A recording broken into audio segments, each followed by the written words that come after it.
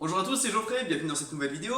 Alors, plutôt rebonjour parce que je fais juste suite à la vidéo que j'ai fait sur le goûter juste avant pour vous expliquer, en fait, j'avais expliqué qu'est-ce que c'était que le goûter, à quoi et tout ça. Et pendant deux petites secondes, j'avais expliqué combien de viande il fallait manger au déjeuner. J'avais dit entre 250 et 280 grammes, il y a quelqu'un qui n'était pas du tout d'accord avec ça. Alors, en vous expliquant, en chrononutrition, on ne calcule pas les protéines. On ne dit pas entre 1 et 1,4, on ne dit pas 0,8, on ne dit pas 2,5 grammes par poids corporel ou par kilo de poids sec. Ça, c'est complètement, on ne fait pas ça. Parce que déjà, les gens, ils vont plus rien y comprendre, parce que ça va être compliqué à gérer, parce que sachant qu'il y a des fromages qui font des fois 20%, 25%, 30% de protéines, des viandes qui sont plus ou moins protéinées, on va plus rien y comprendre. Votre corps, c'est une belle machine. Votre corps, il est là pour vous dire si jamais vous mangez que 50 grammes de fromage le matin, au bout de 2 heures, vous aurez faim. Si vous en mangez 100 grammes au bout de 4 heures, vous aurez faim. Si vous en mangez 250 grammes, vous n'aurez pas faim de la journée. Donc votre corps, il est réglé.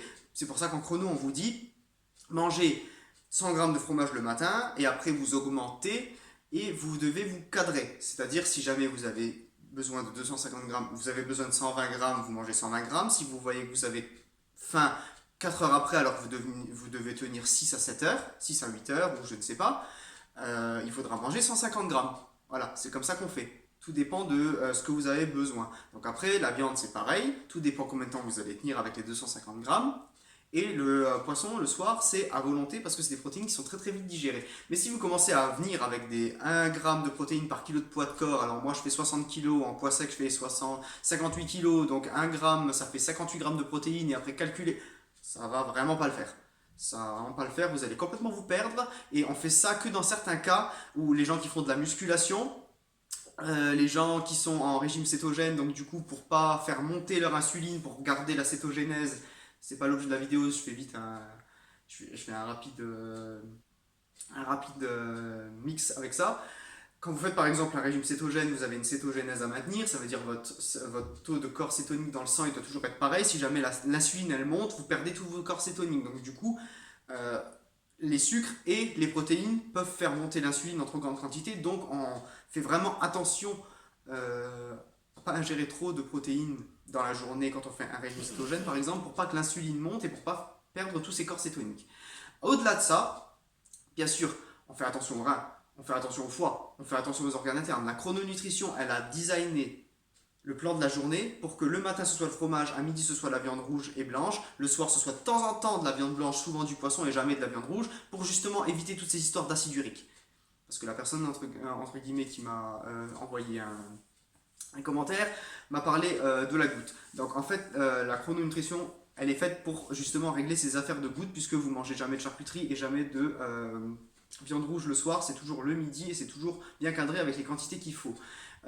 Autre chose, la viande rouge, même étant un aliment acide, ne donne pas la goutte si elle est consommée en bonne quantité, c'est-à-dire entre 250 et 280 grammes le midi. Cela dit, je vais corriger bien sûr ce que j'ai dit.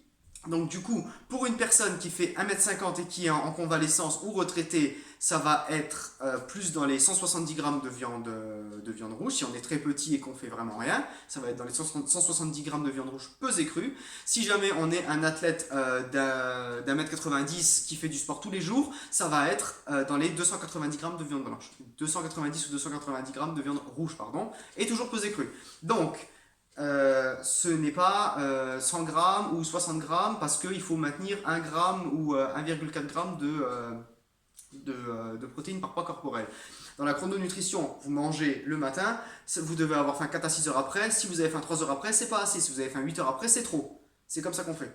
Donc, vous mangez votre fromage, vous devez avoir faim 4 à 6 heures après, ou 8 heures si jamais vous vous levez à 4 heures du matin et vous mangez à 2 heures, c'est à vous qui voyez. Le midi, c'est pareil, quand vous mangez à midi ou pour le déjeuner, si vous mangez à 3 heures d'après-midi, peu importe, vous mangez votre quantité de viande. Si vous avez faim 6 à 7 heures après, c'est bien. Si vous avez même faim pas jusqu'au lendemain, c'est encore mieux, parce que l'être humain, il est carnivore. Voilà, c'est pas moi qui l'invente, c'est l'anatomie humaine qui est comme ça. Donc, en chrononutrition, on mesure vraiment pas les grammes de protéines, kilos de poids de corps et compagnie. Voilà, c'est pour le commun des mortels, donc on s'embête pas avec ça, c'est déjà assez contraignant certaines choses, des fois de faire attention. Voilà. Par ailleurs, je vais faire une petite vidéo aussi la prochaine fois sur comment calculer son morphotype, ça avec la hauteur et le poignet, je vais vous détailler ça. En attendant, Je vous souhaite une bonne journée et je vous souhaite de manger correctement et avec bonheur. Bonne journée.